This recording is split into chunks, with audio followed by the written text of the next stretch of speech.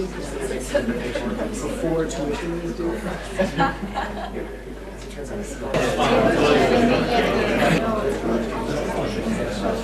Right. Good evening and welcome to this strange evening. I say strange because I have to say, if this wasn't the quincentenary year, and if Wordsworth wasn't the only great Jonian poet, I don't think anyone would be here taking part in the performance or giving the performance. Because, let me say at once, the play is not terribly well known, and insofar as it is known, it's regarded as being roughly as unstageable as any other historical verse drama of the Romantic period. But I, who am the guilty person, am convinced that inside every fat man, there's supposed to be a thin man trying to get out. I'm sure that within the 5 acts of The Borderers, there's a 2-act play trying to get out, and that's what I've been doing the midwifery. So you'll see I've called it 10 Scenes from The Borderers. And the metaphor I've had in my mind is fish.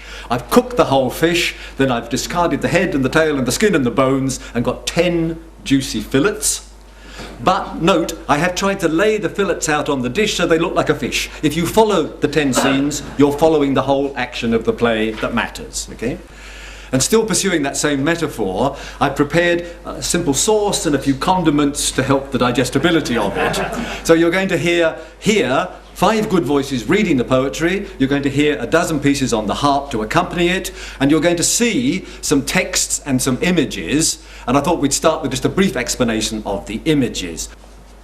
The play is called The Borderers because it takes place in those anarchic borders between England and Scotland in the Middle Ages. It could only take place in the borders, just as you couldn't have the Robin Hood stories anywhere else except in Sherwood Forest. It's absolutely essential. So what I did was to pick out some watercolours of the period, painted in, say, Wordsworth's lifetime, and they're to help you visualise the moors and the hills as they were seen at the time. Then to help you to identify the 5 surviving characters in my cut-down, I've chosen 4 portrait busts from within the period, and they're going to be projected at the top of the screen, starting now, Caroline, while they're on stage.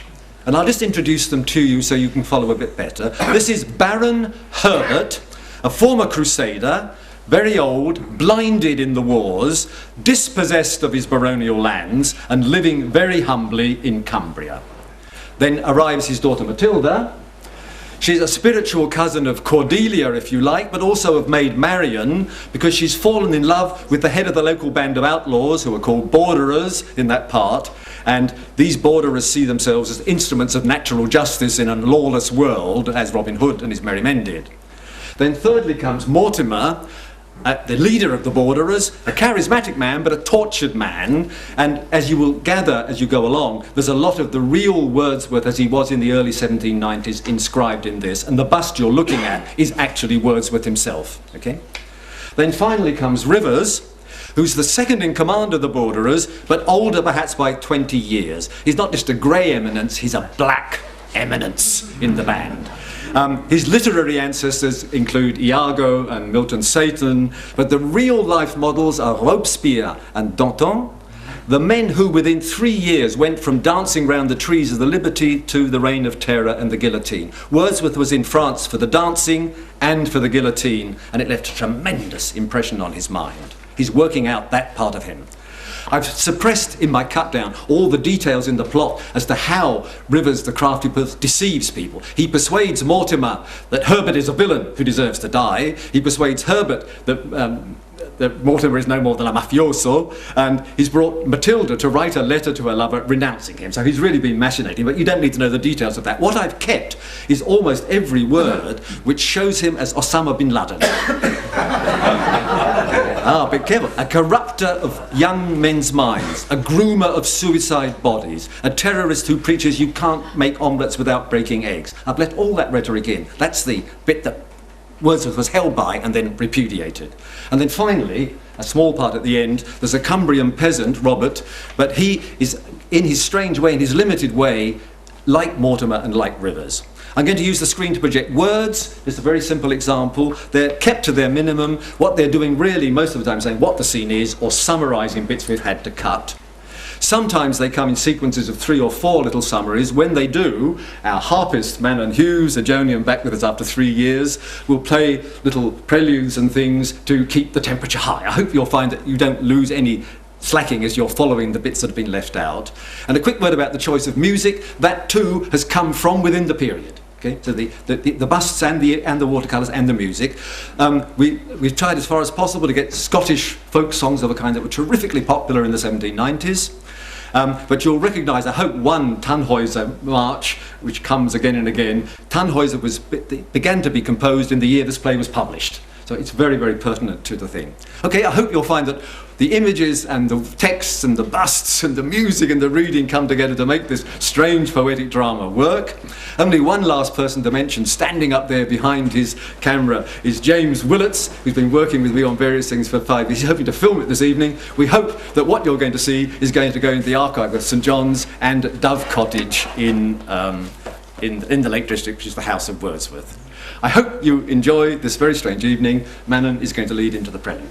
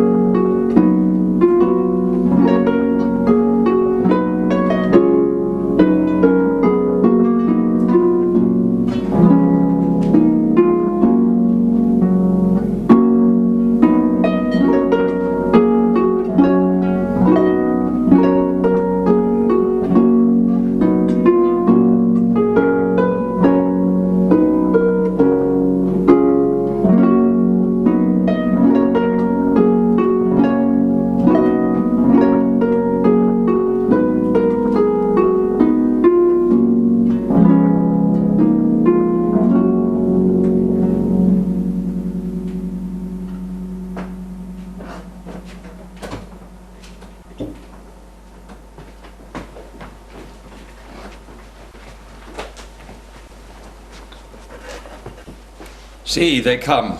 2 travellers. The woman is Matilda. And leading Herbert. We must let them pass. This thicket will conceal us.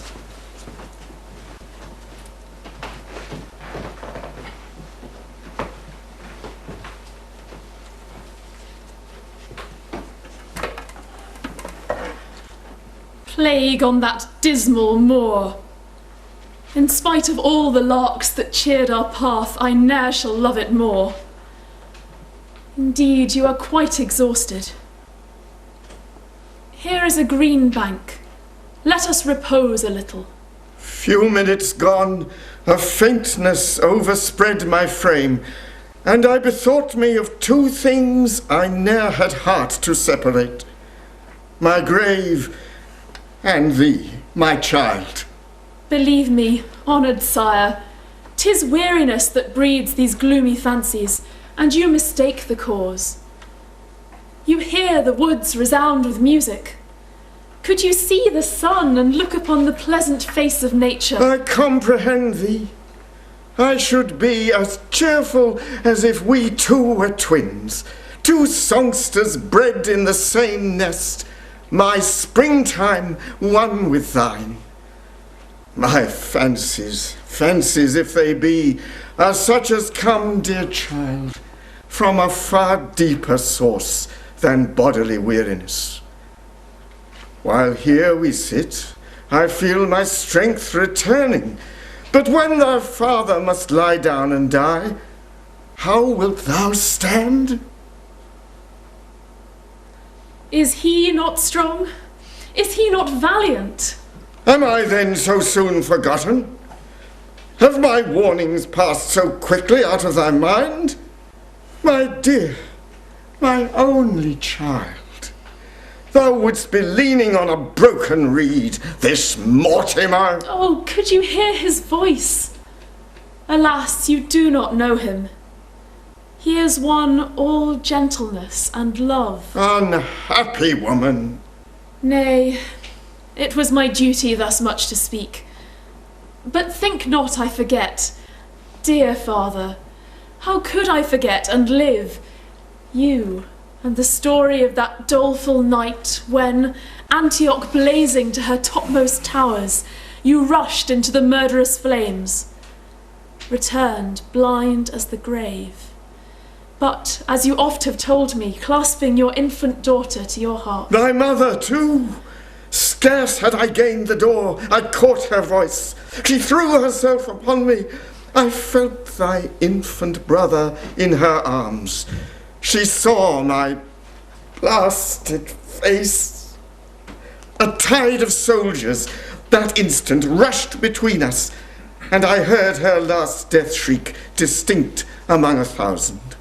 Nay, father, stop not. Let me hear it all. Dear daughter, thou hast been told that when on our return from Palestine I found how my domains had been usurped, I took thee in my arms, and we began our wanderings together. Providence at length conducted us to Rossland. There our melancholy story moved a stranger to take thee to her home. And for myself, soon after, the good abbot of St. Cuthbert's supplied my helplessness with food and raiment, and as thou knowest, gave me that humble cottage where now we dwell. For many years I bore thy absence, till old age and fresh infirmities exacted thy return and our reunion. I did not think that during that long absence my child, forgetful of the name of Herbert, had given her love to a wild freebooter, who here upon the borders of the Tweed doth prey alike on two distracted countries, traitor to both. Oh, could you hear his voice? I will not call on heaven to vouch for me, but let this kiss speak what is in my heart.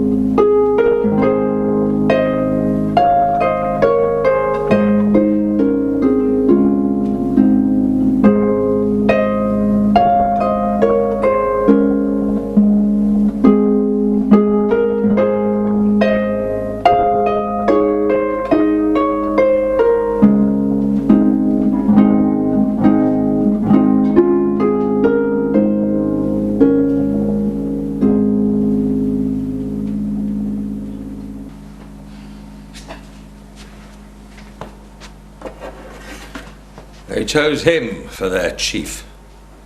The insult bred more of contempt than hatred. Both are flown. I have left him to solitary meditation. Now, for a few swelling phrases and a flash of truth enough to dazzle and to blind, and he is mine forever. Here he comes. Father, to God himself we cannot give a holier name, and under such a mask to lead a spirit spotless as the blessed to that abhorred den of brutish vice. Rivers, the firm foundation of my life is going from under me.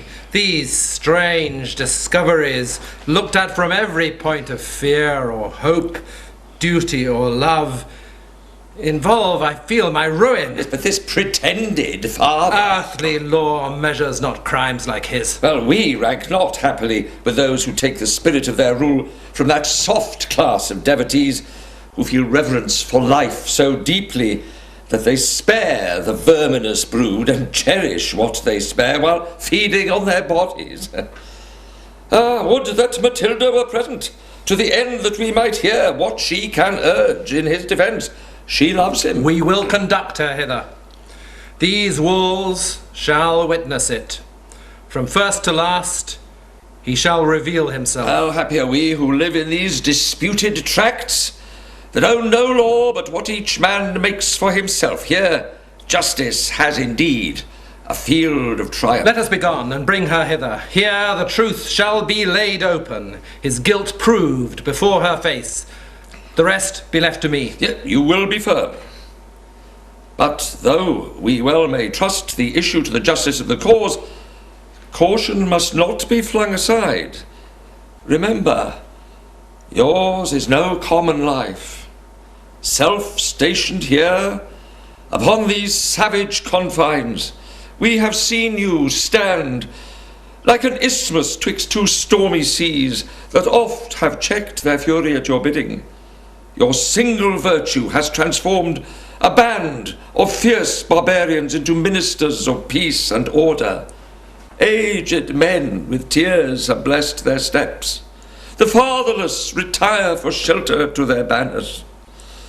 But benevolence that has not heart to use the wholesome ministry of pain and evil becomes at last weak and contemptible.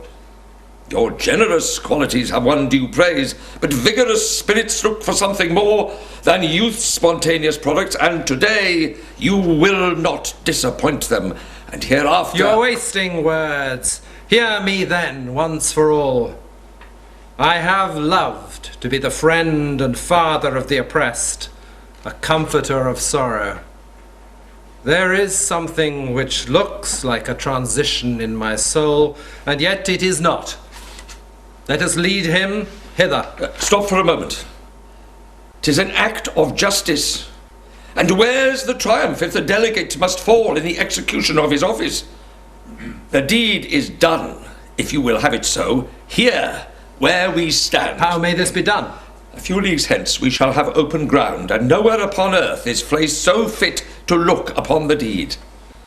Before we enter the barren moor, hangs from a beetling rock the shattered castle in which Clifford oft has held infernal orgies. The debauchee would there perhaps have gathered the first fruits of this mock father's guilt.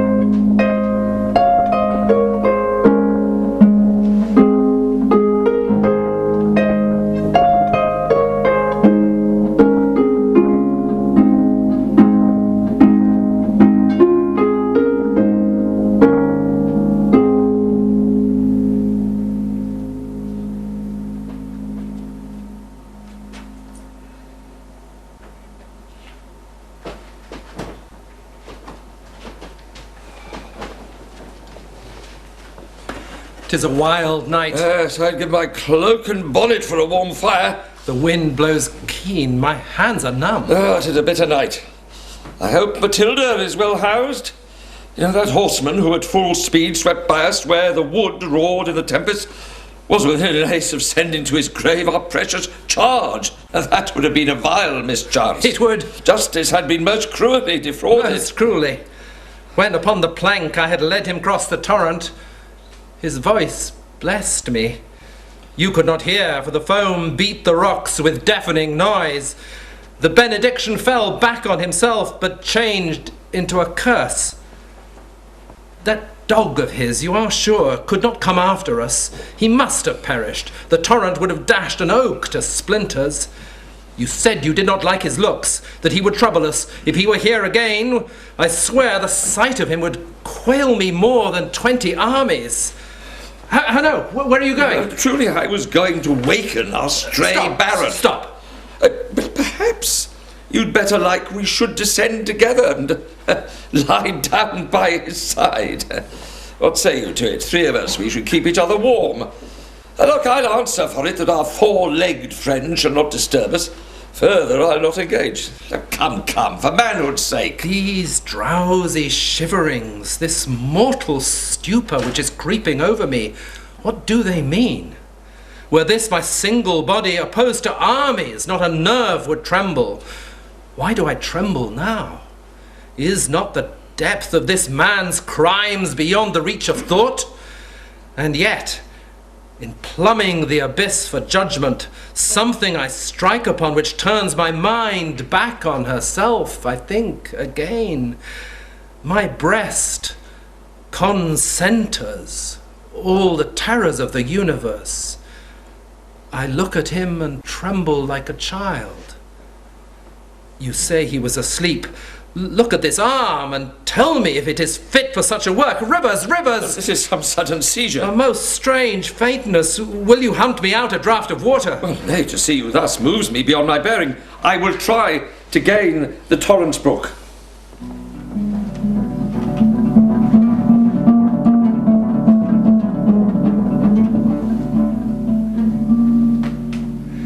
It seems an age since that man left me. No, I am not lost. Give me your hand. Where are you, friends? Tell me, how goes the night? 'Tis hard to measure time in such a weary night and such a place. I do not hear the voice of my friend, Rivers. A minute past, he went to fetch a draught of water from the torrent. 'Tis, you'll say, a cheerless beverage. How good it was in you to stay behind. Hearing at first no answer, I was alarmed. No wonder. This is a place that well may put some fears into your heart. Why so? A roofless rock had been a comfort, storm-beaten and bewildered as we were. And in a night like this, to lend your cloaks to make a bed for me. My girl will weep when she is told of it. This daughter of yours is very dear to you. May you in age be blessed with such a daughter.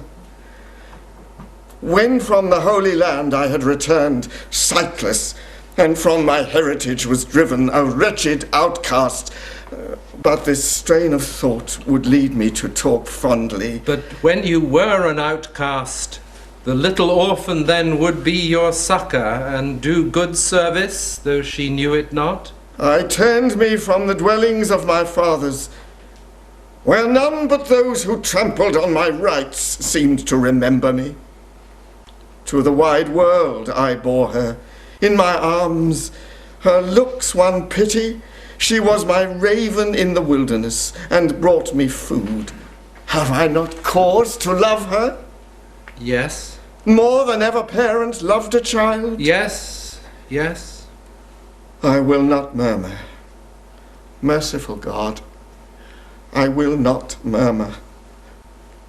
Blasted as I have been, thou hast left me ears to hear my daughter's voice, and arms to fold her to my heart.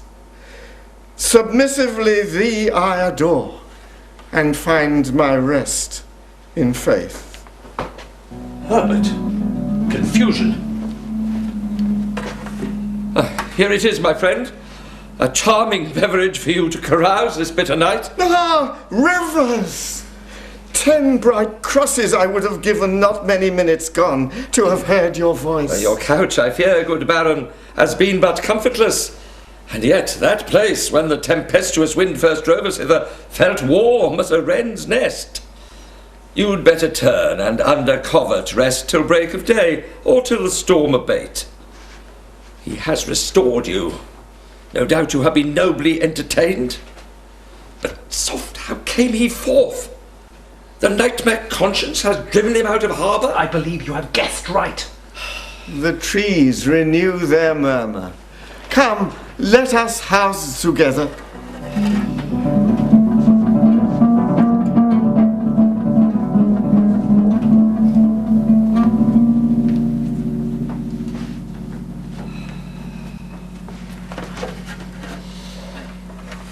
Had I not esteemed you worthy to conduct the affair to its most fit conclusion, do you think I would so long have struggled with my nature and smothered all that's man in me? Oh, away! Oh, this man's the property of him who best can feel his crimes. I have resigned a privilege. It now becomes my duty to resume it. Touch not a finger. Well, what then must be done? Which way soe'er I turn, I am perplexed. Oh, now on my life I grieve for you. The misery of doubt is insupportable. Pity the facts do not admit of stronger evidence. 12 honest men, plain men, would set us right. Their verdict would abolish these weak scruples. I cannot do it. Twice did I spring to grasp his withered throat when such a sudden weakness fell upon me I could have dropped asleep upon his breast. Justice! Is there not thunder in the word? Shall it be law to stab the petty robber who aims but at our purse? And shall this parricide, worse is he, far, far worse, shall he fulfill his purpose? But you are fallen. Fallen should I be indeed. Murder. Perhaps asleep, blind, old, alone, betrayed, in darkness, here to strike the blow. Away, away! Oh, nay, I am done with you. We lead him to the convent. He shall live, she shall love him. With unquestioned title, he shall be seated in his barony, and we too chant the praise of his good deeds. Henceforth it shall be said that bad men only are brave. Clifford is brave, and that old man is brave. To Clifford's arms he would have led his victim haply to this desolate house. It must be ended. Softly. Do not rouse him. He will deny it to the last. He lies within the vault, a spear's length to the left.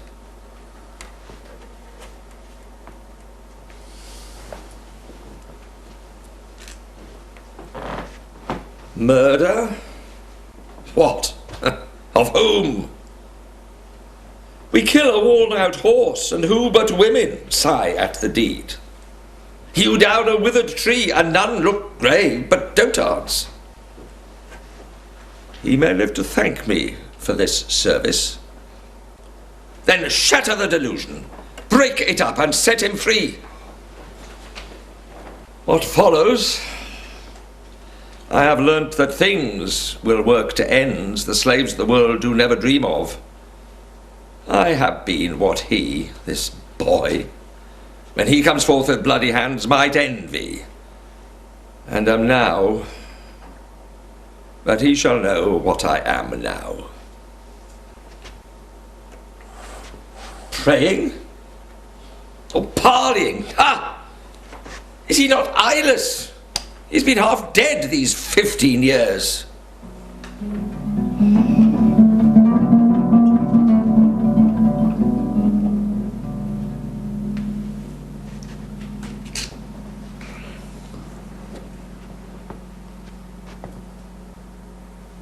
It is all over then. Your foolish fears are hushed to sleep by your own act and deed made quiet as he is. Why came you down? And when I felt your hand upon my arm and spake to you, why did you give no answer? Feared you to waken him? He must have been in a deep sleep.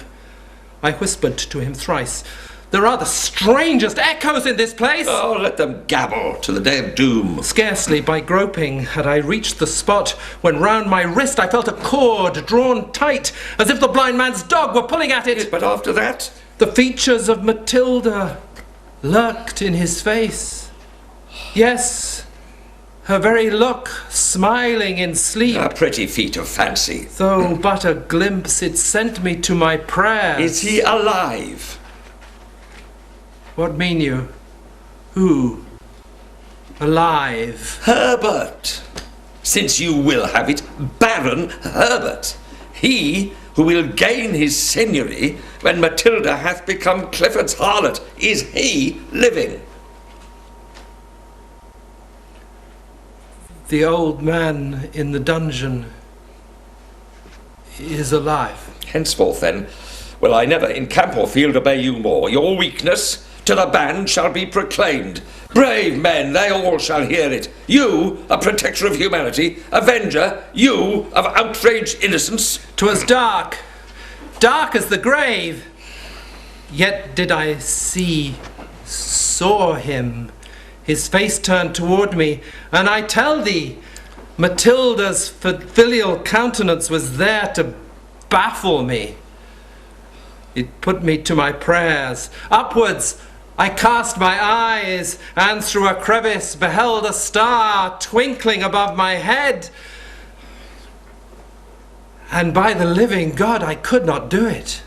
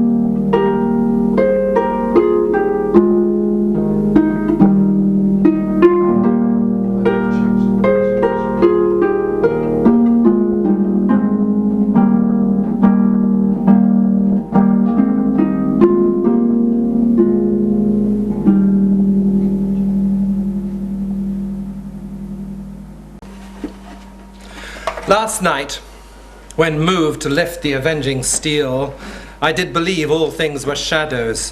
Yea, living or dead, all things were bodiless, or but the mutual mockeries of body, till that same star summoned me back again.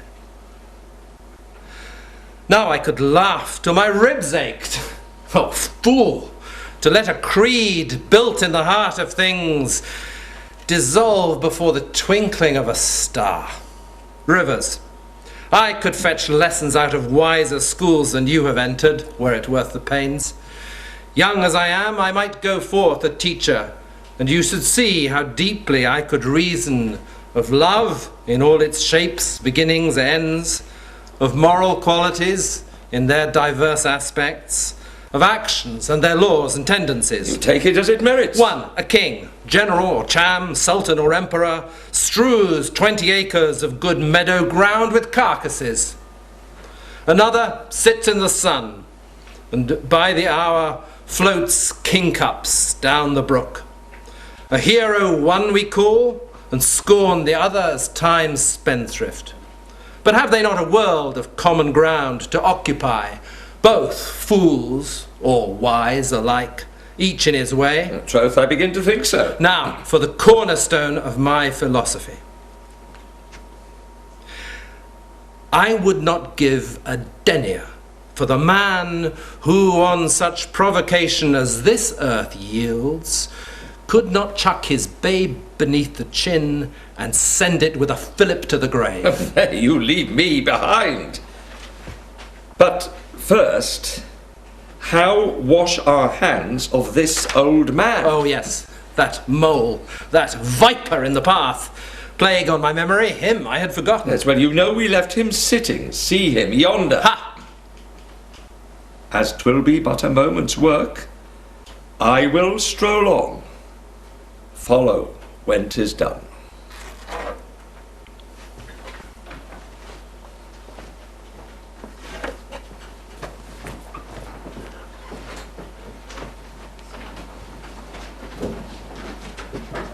A sound of laughter, too. 'Tis well.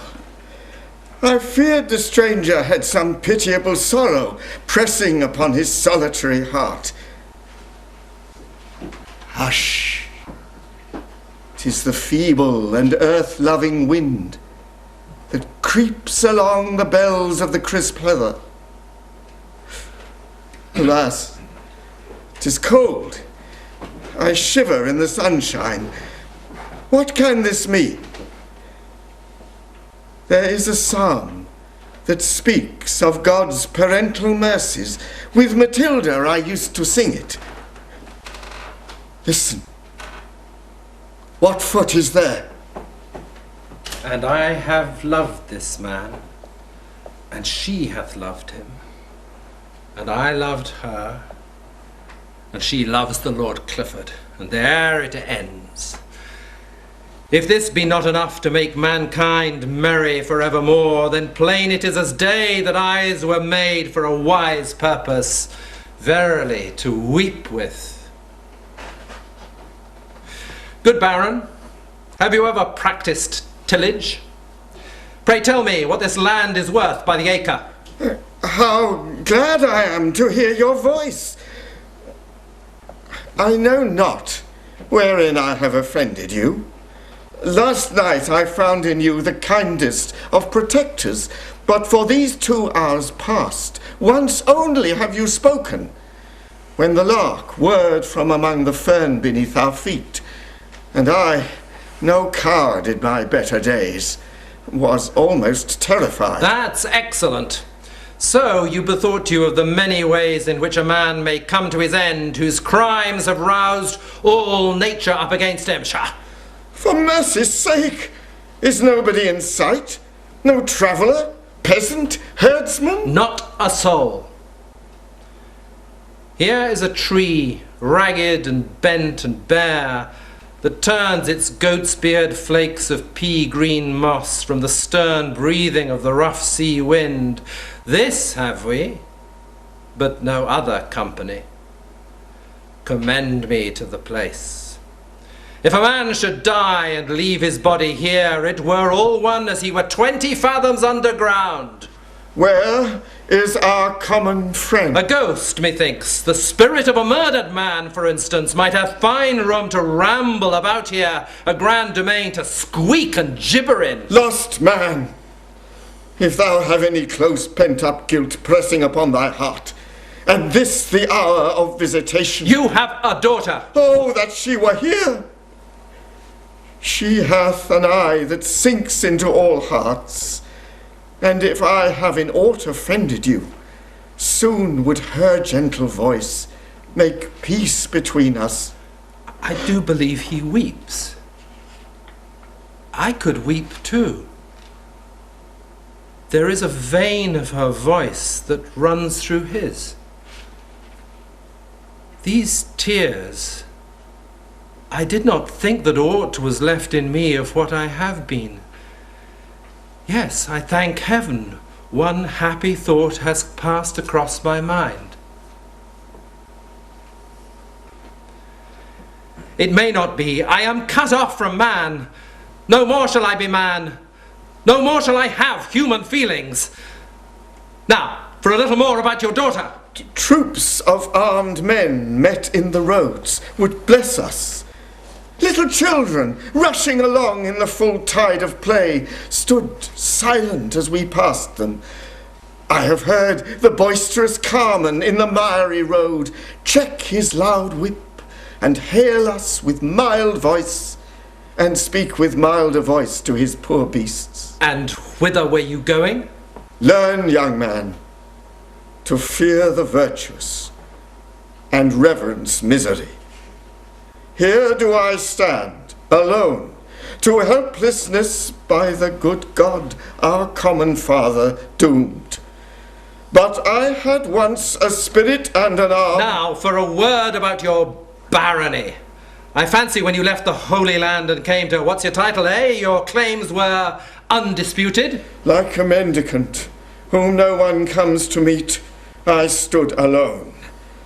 I murmured, but remembering him who feeds the pelican and ostrich of the desert, from my own threshold I looked up to heaven and did not want glimmerings of quiet hope. So from the court I passed, and down the brook, led by its murmur, to the ancient oak I came, and when I felt its cooling shade, I sat me down and cannot but believe, while in my lap I held my little babe and clasped her to my heart that ached more with delight than grief, I heard a voice, such as by Cherith on Elijah called. It said, I will be with thee. A little boy, a shepherd lad, ere yet my trance was gone, hailed us as if he had been sent from heaven, and said with tears that he would be our guide. I had a better guide, that innocent babe, her who hath saved me to this hour from harm, from cold, from hunger, penury, and death, to whom I owe the best of all the good I have or wish for upon earth, and more and higher far than lies within earth's bounds. Therefore I bless her. When I think of man, I bless her with sad spirit. When of God, I bless her in the fullness of my joy. The name of daughter in his mouth he prays, with nerves so steady that the very flies sit unmolested on his staff. Innocent. If he were innocent, then he would tremble and be disturbed as I am. I have read in story what men now alive have witnessed, how when the people's mind was racked with doubt, appeal was made to the great judge. The accused, with naked feet, walked over burning ploughshares. Here is a man by nature's hand prepared for a like trial, but more merciful. Why else have I been led to this bleak waste? Bare is it, without house or track, and destitute of obvious shelter, as a shipless sea. Here will I leave him, here, all-seeing God. Such as he is, and sore perplexed as I am, I will commit him to this final ordeal. He heard a voice. A shepherd lad came to him and was his guide. If once, why not again? And in this desert, if never, then the whole of what he says and looks and does and is makes up one damning falsehood. Leave him here to cold and hunger. Pain is of the heart, and what are a few throes of bodily suffering if they can waken one pang of remorse? Old man, my wrath is as a flame burnt out. It cannot be rekindled. Thou art here led by my hand to save thee from perdition. Thou wilt have time to breathe and think. Oh, mercy! I know the need that all men have of mercy, and therefore leave thee to a righteous judgment. My child, my blessed child! No more of that. Thou wilt have many guides if thou art innocent. Yea, from the utmost corners of the earth, that woman will come o'er this waste to save thee.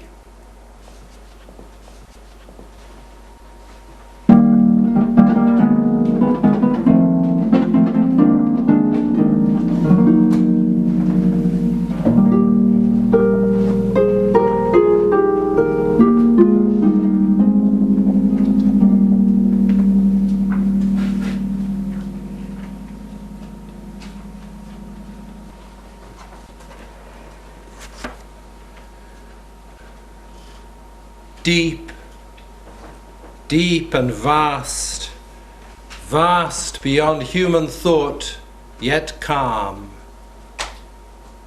I could believe that there was here the only quiet heart on earth. In terror, remembered terror, there is peace and rest. Ah, my dear Captain. Our later meeting, Rivers, would have been better timed. Alone, I see. You have done your duty. I had hopes, which now I feel that you will justify. Wherefore press this on me now? Because I feel that you have shown, and by a signal instance, how they who would be just must seek the rule by diving for it into their own bosoms. Today you have thrown off a tyranny that lives but in the torpid acquiescence of our emasculated souls.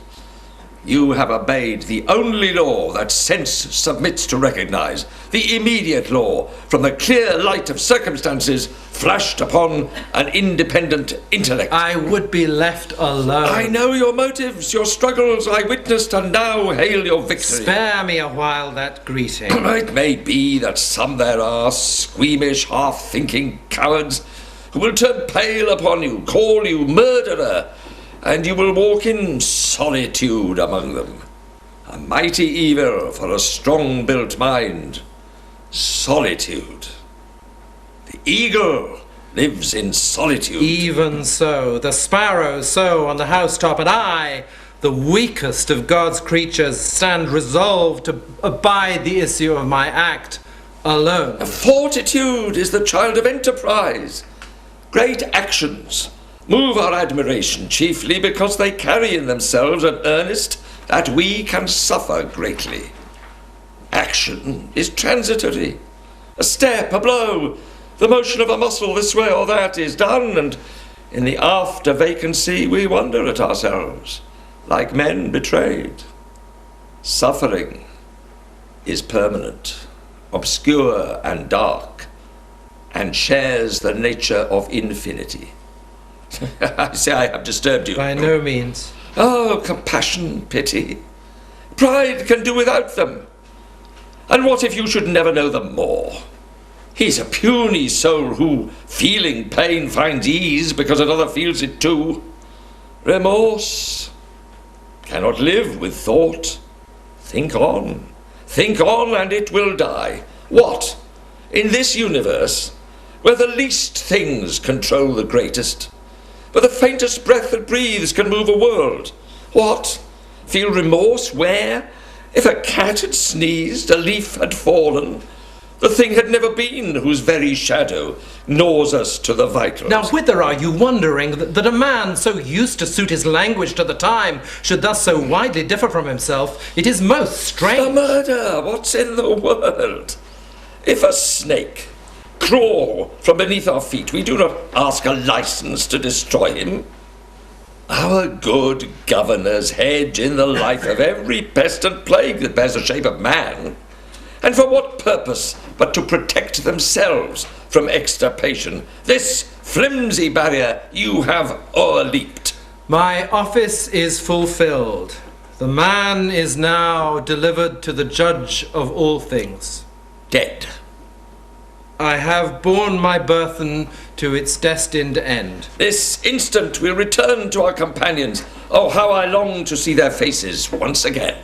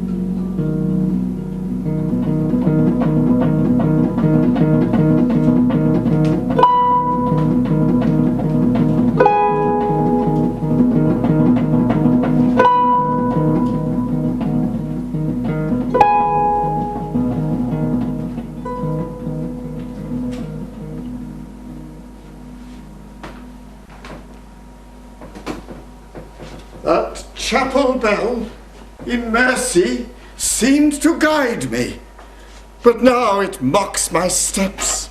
Its fitful stroke can scarcely be the work of human hands. Hear me, ye men upon the cliffs, if such there be who pray nightly before the altar.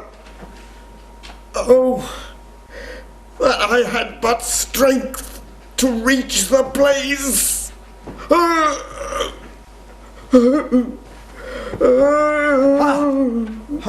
What sound is that? Trees creaking in the wind, but none are here. Send forth such noises. And that weary bell. Surely some evil spirit abroad tonight is ringing it. 'Twould stop a saint in prayer. And that, what is it? Never was sound so like a human groan. Ha! What is here? Poor man murdered, alas! Speak, speak, I am your friend. I pray you speak. What has befallen you?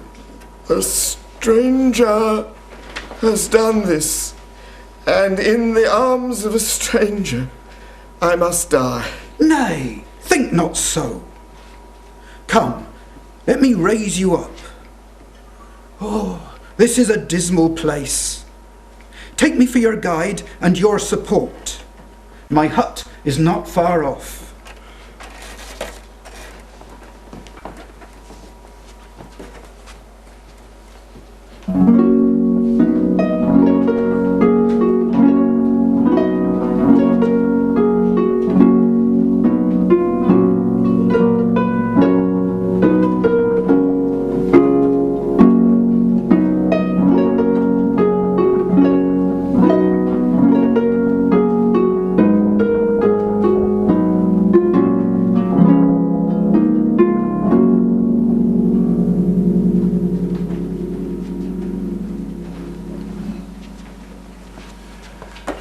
But for Matilda, I have cause to think that she is innocent. Oh, leave that thought a while. This day's event has laid on me the duty of opening out my story. You must hear it, and without further preface. In my youth, I was the pleasure of all hearts, the darling of every tongue, as you are now. You've heard that I embarked for Syria. On our voyage, was hatched among the crew a foul conspiracy against mine honour, in the which our captain was, I believed, prime agent. And the wind fell. We lay becalmed week after week, until the water of the vessel was exhausted.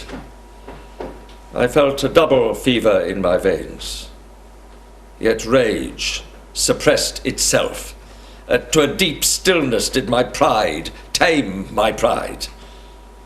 For many days, on a dead sea, under a burning sky, I brooded o'er my injuries, deserted by man and nature. If a breeze had blown, it might have found its way into my heart, and I had been...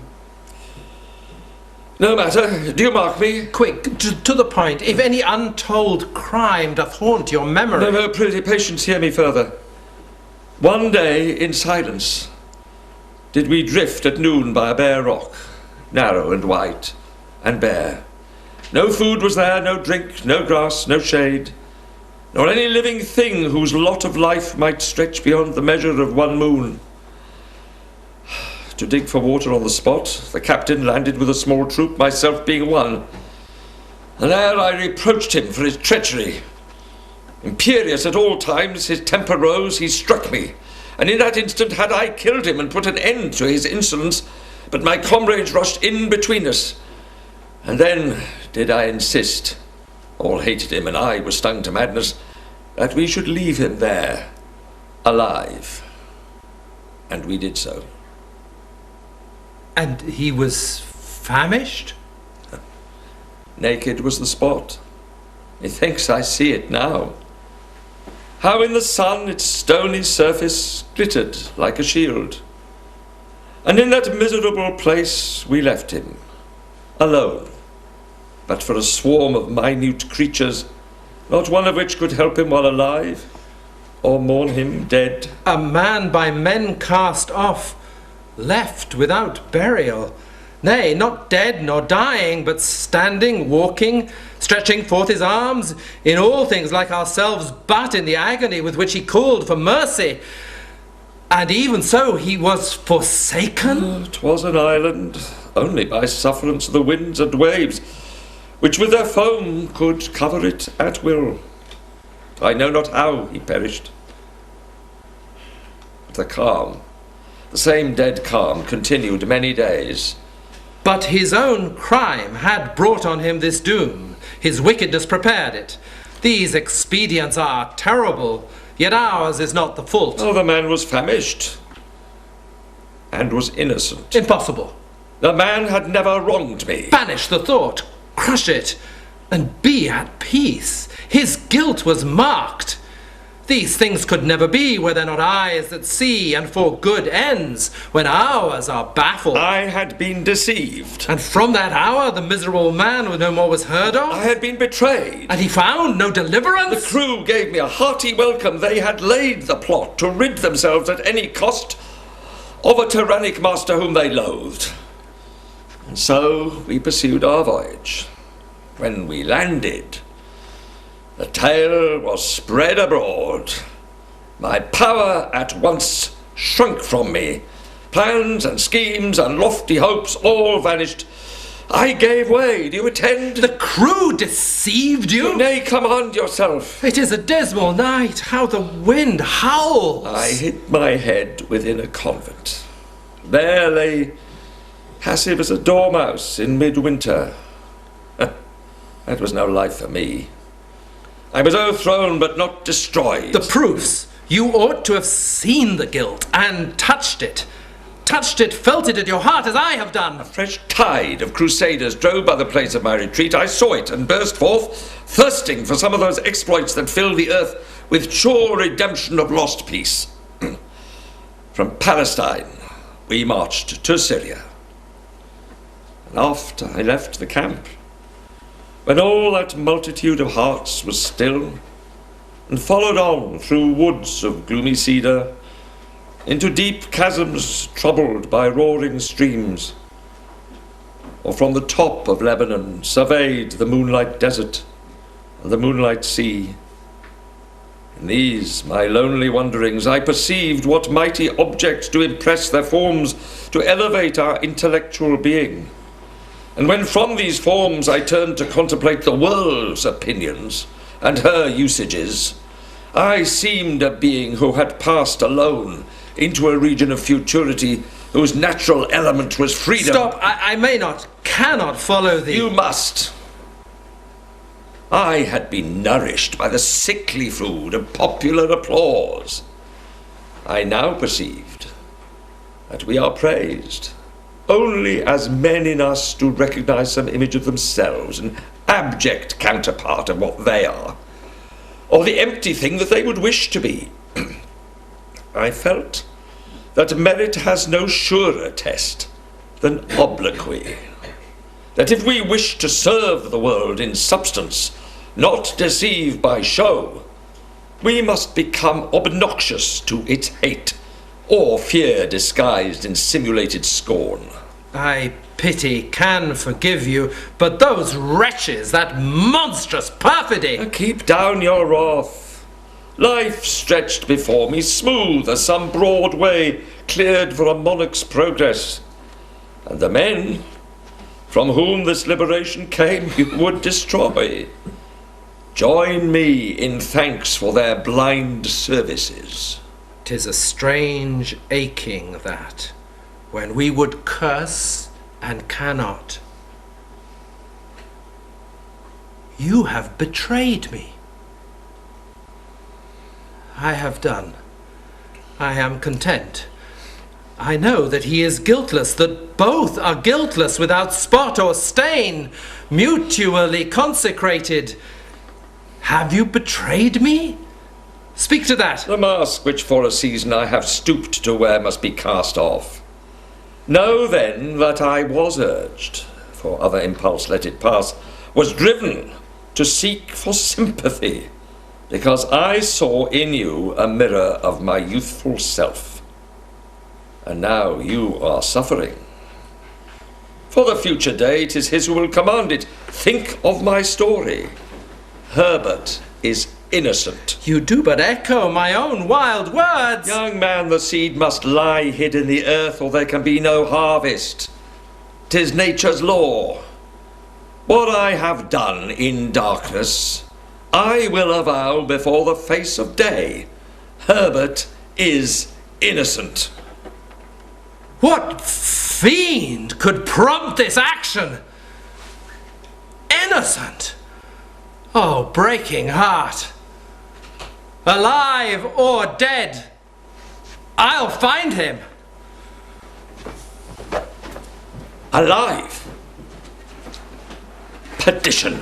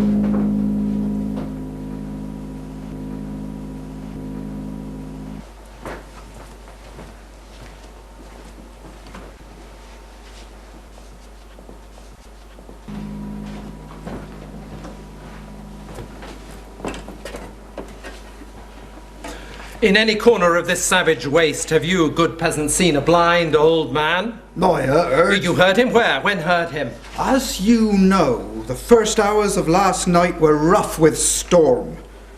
I had been out in search of a stray heifer. Returning late, I heard a moaning sound. Then, thinking that my fancy had deceived me, I hurried on, when straight a second moan, a human voice distinct, struck on my ear. So guided, distant a few steps, I found an aged man, and such as you describe. You heard? He called you to him? Of all men the best and kindest. But where is he? Guide me that I may see him. On a ridge of rocks, a lonesome chapel stands, deserted now. The bell is left, which no one dares remove, and when the stormy wind blows o'er the peak, it rings as if a human hand were there to pull the cord. I guess he must have heard it, and it had led him down towards the precipice to climb up to the spot whence the sound came. But he had failed through weakness. From his hand his staff had dropped, and close upon the brink of a small pool of water he was laid, as if he had stooped to drink, and so remained without the strength to rise. Well, well, he lives, and all is safe. What said he? But few words. He only spake to me of a dear daughter, who, so he feared, would never see him more, and of a stranger to him, one by whom he had been sore misused, but he forgave the wrong and the wrongdoer. But had he strength to walk, I could have borne him 1,000 miles. I am in poverty, and know how busy are the tongues of men. My heart was willing, sir, but I am one whose good deeds will not stand by their own light. And though it smote me more than words can tell, I left him. Oh, monster! Monster! There are 3 of us, and we shall howl together! Where was it? Where? 'Tis needless. Spare your violence. Aye, in the word, 1,000 dwarfed scorpions head lodge. This old man had a daughter. To the spot I hurried back with her. Oh, save me, sir, from such a journey. There was a black tree, a single tree. She thought it was her father. As we approached, a solitary crow rose from the spot. The daughter clapped her hands, and then I heard a shriek so terrible the startled bird quivered upon the wing. Dead! Dead! A dismal matter, sir, for me, and seems the like for you. If 'tis your wish, I'll lead you to his daughter. But 'twere best that she should be prepared. I'll go before. There will be need of preparation.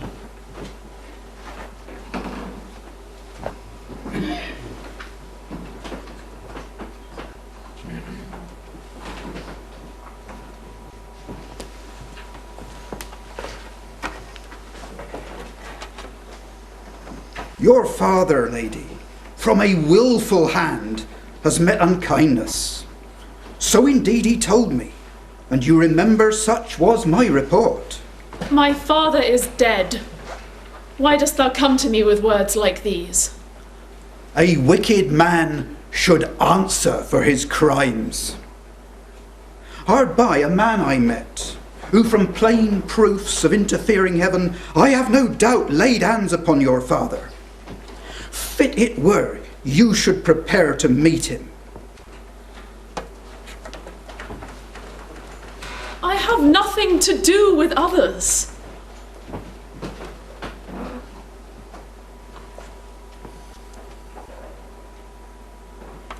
In joy I met thee but a few hours past, and thus we meet again.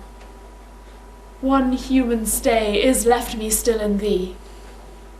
Nay, shake not so. In such a wilderness to see no thing, no, not the pitying moon, And perish so. without a dog to moan for him. Think not of it, but enter there, and see him how he sleeps, tranquil as he had died in his own bed. Tranquil? Why not? Oh, peace. He is at peace. His body is at rest. There was a plot, a hideous plot against the soul of man. It took effect, and yet I baffled it in some degree. Give me a reason why the wisest thing that the earth owns shall never choose to die, but someone must be near to count his groans. The wounded deer retires to solitude and dies in solitude. All things but man, all die in solitude.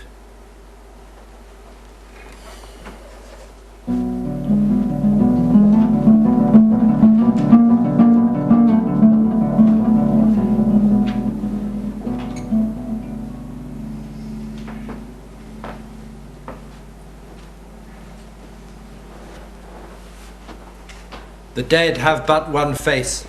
Oh, had you seen him living?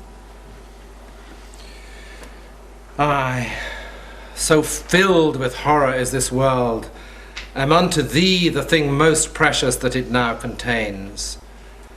Therefore through me alone must be revealed by whom thy parent was destroyed, Matilda.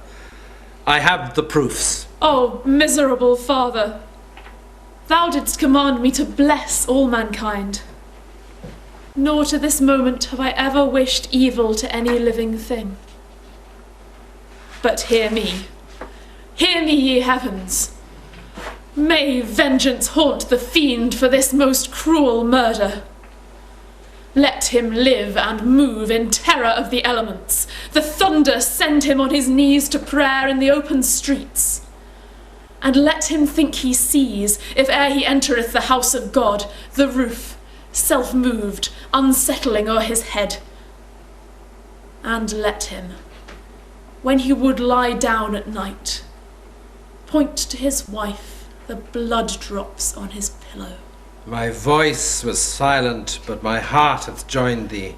O friend, my faithful, true, and only comforter. Aye, come to me and weep.